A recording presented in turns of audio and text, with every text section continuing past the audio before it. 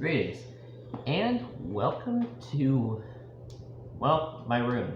But today it is an operating room because I have a dead snake, and today I'm going to perform an autopsy on it.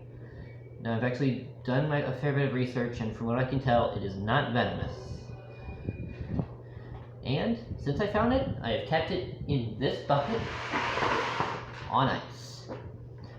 It's in decent condition, and when I found it, its head was completely smashed, so I think it's fair to say that its bite reflexes are pretty much gone. But just to be safe, I'm staying away from the head for this entire surgery. Now, first off, let's show you everything that we're going to be using for the surgery. Of course, we're going to need a cadaver. But, of course, we got our gloves, well, I don't have a scalpel, so this will have to do. And I'm going to be using my bandana as a mask, and, of course, I'm drinking this. Now, usually, people say you shouldn't drink anything with high amounts of caffeine or alcohol before surgery, but I mean, it's a corpse. What's he gonna do? Wow. Sue me. All I can say is, let it rip. Alright. Now, let's get ready for surgery.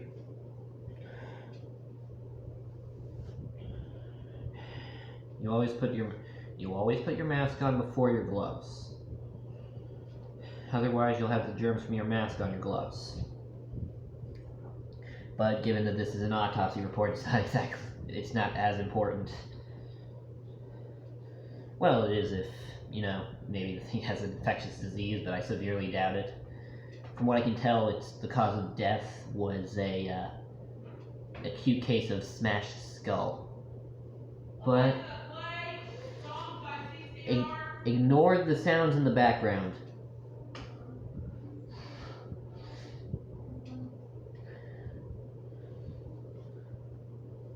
Okay. And then, of course, our gloves. Wrong hand. You only ever seem to have trouble putting on gloves when it's, when you're in front of people or when people are watching.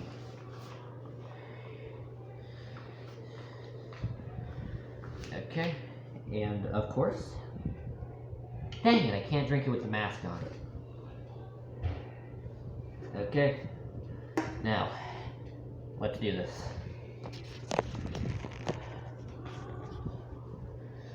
Okay, now, I'm gonna move this bucket out of the way.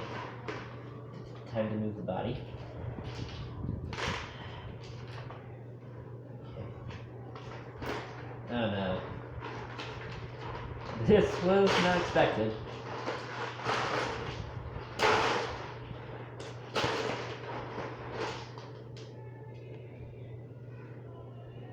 Okay.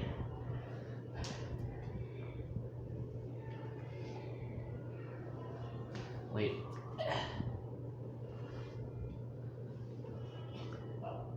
Huh. Interesting. It appears you can't see it unless I'm holding it. That is not good.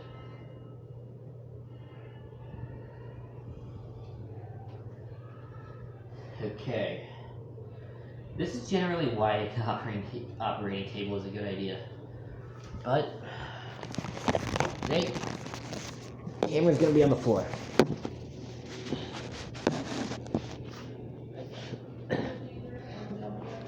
I hope I remember to edit this part out. If not, tell me in the comments. I get enough of those anyway. So, yep. Okay. First off, make sure the patient's dead.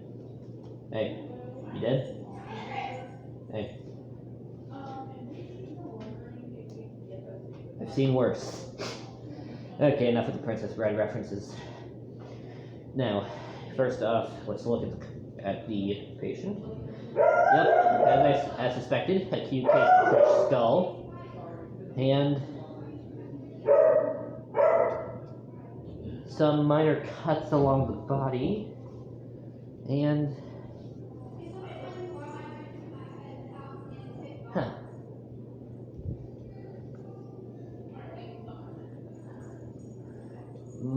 small incision here, but no bleeding around it.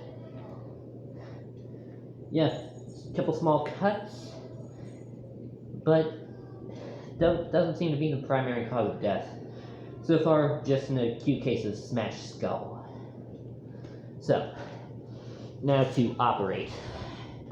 Autopsy has confirmed patient is dead, but fortunately, according to the patient's file, which I imagined, they were an organ donor, which means I get to keep their skin. At least I think that's what it means. I hope so.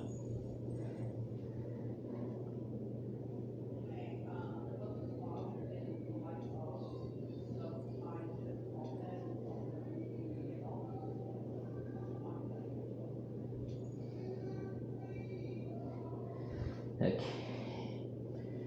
Well, I just found out that I do not know how to skin a snake.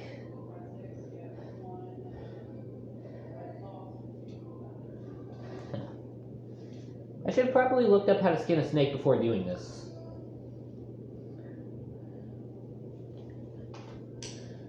But this is what happens when you trust a 15-year-old to be a doctor. I'm not exactly Doogie Howser, and I just realized half my audience probably won't get that joke.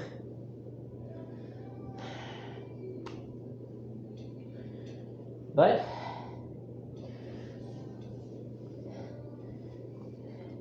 we did the autopsy report, proved that the patient, confirmed the patient's death, found the cause of death, or at least the most likely cause of death. Yeah, it showed the proper way to prepare for surgery, other than the whole sterilization of the operating area, but that was taken care of before. So,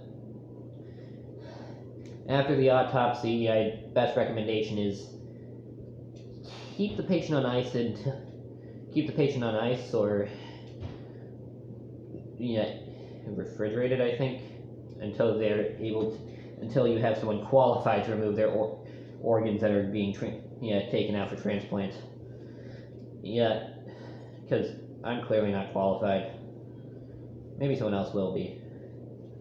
So, let's put the patient back on ice.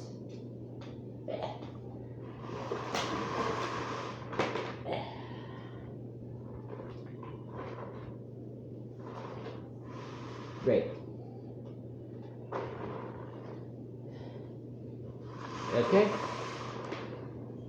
Thank you all for watching. I am Randoman MD, signing off.